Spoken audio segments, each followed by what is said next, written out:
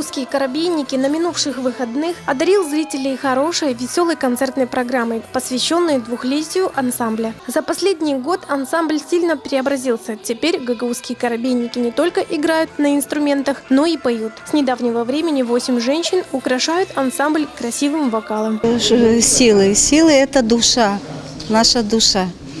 Я пришла в этот ансамбль, потому что я смотрела их годовщину, мне очень понравилось.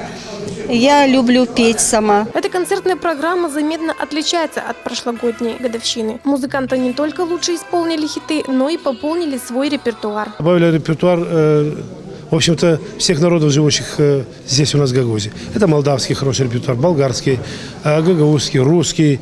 Мы добавили произведения украинские, произведения венгерские, других народов. Это такой хороший конгломерат, хороший ассорти. 2-часовой концерт ни капельки не утомил аудиторию. Многие зрители выходили из концертного зала на волне бурных эмоций. Эмоции от их выступления самые положительные, ведь действительно у нас таких оригинальных коллективов, думаю, больше нет в Гагаузии.